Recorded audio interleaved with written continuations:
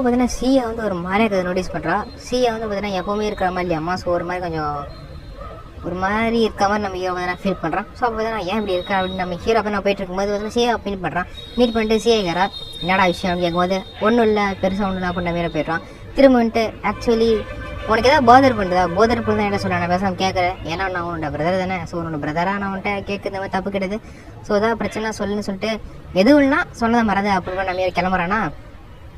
பரவாயில்ல இதை கூட பண்ணுறியா அப்படின்னு செய்ய ஹாப்பி ஆகிறா. இப்போ பார்த்தீங்கன்னா ட்விஸ்டர்னு கேம் இருக்காமா. அந்த மாதிரி ஒரு ட்விஸ்டர்னு கேமு. ஸோ நம்ம சியை வந்து சொல்கிறேன் இந்த மாதிரி கிளியராக சொல்லணுன்னா நான் ஒரு ரூமுக்கு நீங்கள் வந்துட்டு போனேன் இல்லையா. ஸோ அப்போலேருந்து பார்த்தீங்கன்னா என்னோட இதில் என்னோடய ஃபீலிங்ஸ் கொஞ்சம் வேறு மாதிரி இருக்குது. ஸோ இப்படியே போய்ட்டு இருந்துச்சுன்னா இப்போ வர என்ட்ரன்ஸ் எக்ஸாமில் என்னால் ஒழுங்காக பர்ஃபார்ம் பண்ண முடியாது. ஸோ அதை கிளியர் பண்ணால் ஃபஸ்ட் என்னோட ஃபீலிங்ஸ் என்ன எனக்கு என்ன ஃபீல் ஆகுது அது மாதிரி தெரிஞ்சுக்கணும். ஸோ அதனால் பார்த்தீங்கன்னா இந்த சிப்ளிங்ஸ் இந்த கேமை பார்த்தீங்கன்னா விளாட்லாம். ஸோ அக்காவுக்கு உன்னோட எக்ஸாம்ஸில் ப்ரிப்பேர் பண்ணுறதுக்கு கொஞ்சம் ஹெல்ப் பண்ணப்பா அப்படின்னு நம்ம ஹீரோ கேட்குறாங்க.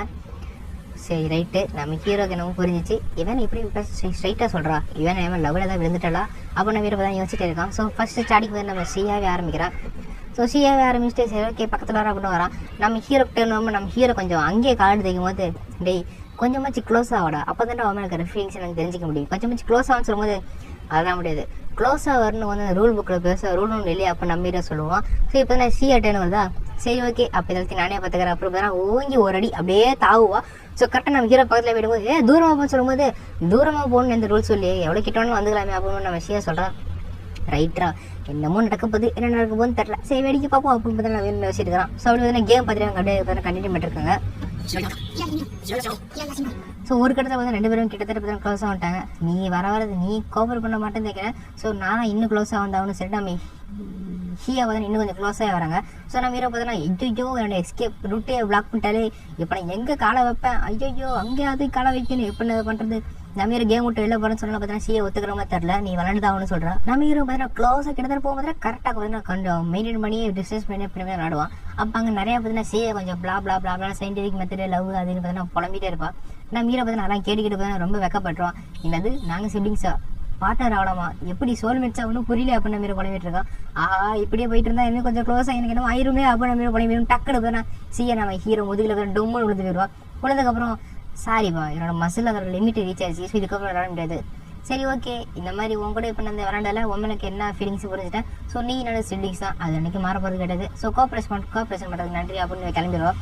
அதுமாதிரி யோசிச்சு பார்ப்போம் எப்பா சியாக்கு என்ன தப்பா ஆச்சு என்னப்பா நடந்துக்கிறா எனக்கு ஒன்றும் புரிய மாட்டேங்குதே அப்படின்னு நம்ம ஹீரோ குழம்பிட்டு இருப்போம். அப்போ ஓக்கா வந்து என்ன நீ செய்ய விளாண்டுருந்தீங்களா சரி என் கூட நான் போய் கேம் விளாட அப்படின்னு நம்ம ஹீரோ கூட்டு போகிறேன். ஓக்கா வந்து இந்த வாரம் மட்டும் நான் 30 மணி நேரம் கிட்டத்தட்ட கேம் விளாட செலவு பண்ணியிருக்கேன். ஸோ கண்டிப்பாக நான் ரொம்ப இம்ப்ரூவ் பண்ணிட்டேன் உன்னை தோக்கடிச்சே தீருண்டா அப்படின்னு வராங்க.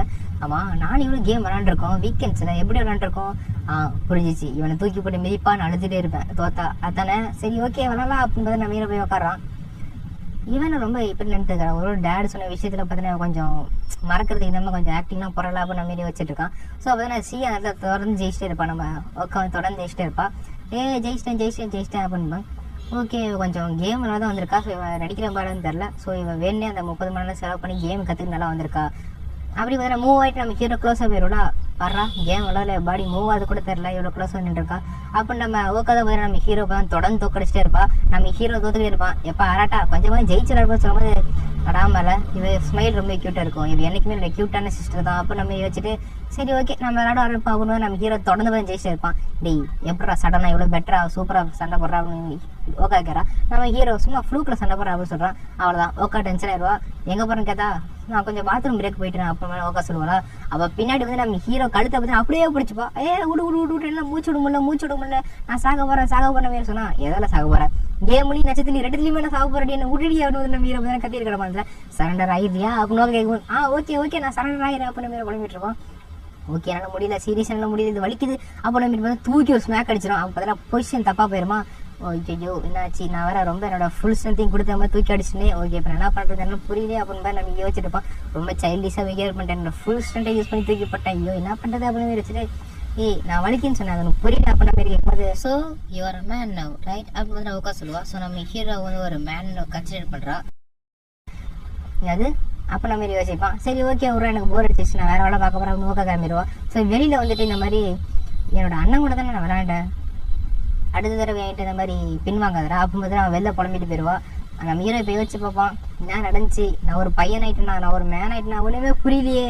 சரி இதை பற்றி யோசிக்கல, ஒரு பாயிண்ட்ல கிளம்பிடுவோம், அப்போ நம்ம தூங்க போயிடுவோம். ஸோ அதை பற்றி நான் கோட்டன் இந்த ரூம்ல இருந்து பார்த்து நான் பார்த்துருப்பா. ஸோ நம்ம ஹீரோ அப்பாவும் பேசிட்டு இருக்காங்க. வீட்டில் எப்படி போய் கேட்கும்போது நீங்கள் தூக்கிப்பட்ட குண்டு ரொம்ப பெருசாக வெடிச்சிருச்சுன்னு நம்ம ஹீரோ சொல்லிருப்பான்.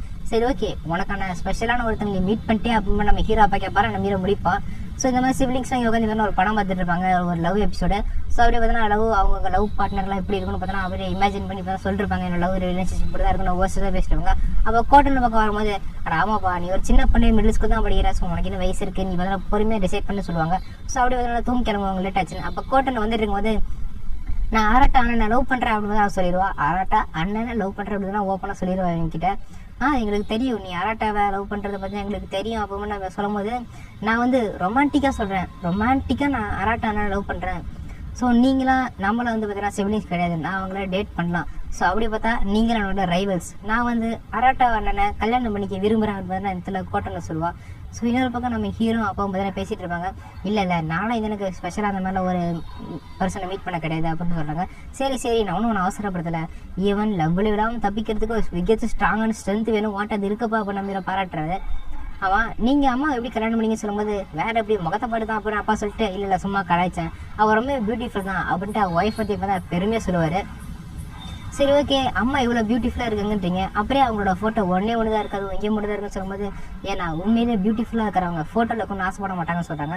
அப்போ நம்ம ஹீரோட அப்பா நான் ஒரு ப்ராமிஸ் பண்ண ஞாபகம் இருக்கான்னு சொல்லும்போது, நாங்கள் ஒன்ஸ் வாழ்ந்ததுக்கப்புறம் நீங்கள் எங்களுக்கு காட்டுவீங்கன்னு சொன்னீங்க, அது எங்களால் பிலீவ் பண்ண முடியாது, அது மட்டும் இல்லாமல் இது ஒரு அனதர் வேர்ல்டுக்கு போகிறதுக்கான ஒரு என்ட்ரன்ஸாக கூட இருக்குன்னு சொல்கிறேன். நீங்கள் கண்டிப்பாக இந்த விஷயத்தை இட்டங்கிட்ட சொன்னது கண்டிப்பாக ஒரு ரீசன் இருக்கும்.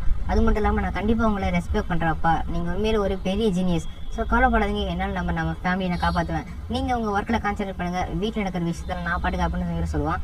பரவாயில்ல, நம்ம அரட்டாவை தெரிஞ்சது ரொம்ப யூஸ்ஃபுல்லாக போச்சு அப்படி தானே சீஹரு அப்படின்னு பார்த்தீங்கன்னா இவர் போய் அவரோட ஒய்ஃப் கிட்ட போய் பேசுவார். அவரோட ஒய்ஃப் பேர் சீஹரு ஞாபகம் வச்சுக்கோங்க. ஸோ இப்போ ஒரு விஷன் கட்டுறாங்க, ஃபியூச்சர் விஷன் மாதிரி. ஸோ அதில் ஒரு பொண்ணு பார்த்தீங்கன்னா அவங்களோட சிப்லிங்ஸ் வந்து ரொம்ப மிஸ் பண்ணுறேன், அவங்கள பற்றி ரொம்ப நினச்சிட்டு இருக்கேன், உங்களை பற்றி யோசிக்க முடியல, ரொம்ப சந்தோஷமாக இருக்குது, அது மட்டும் நம்ம அழுகை என்னால் கண்ட்ரோல் பண்ண முடியல அப்படின்னு சொல்லிருக்கா. ஸோ அப்போ நம்ம ஹீரோ வந்து போகலாமா சீஹரு, ரொம்ப அழுக்காயிரப்பாரு அப்படின்னு நம்ம ஹீரோ சொல்கிறான். சரி ஓகே அப்பா போனால் அந்த பொண்ணு சொல்கிறா. ஸோ இன்னொரு பக்கம் அம்மா வாங்க அப்படின்னு அந்த பொண்ணு கூப்பிட்றா. ஸோ அது யாருன்னு காட்டல. ஸோ இதோட பார்த்தீங்கன்னா எபிசோட் முடிக்கிறாங்க. ஸோ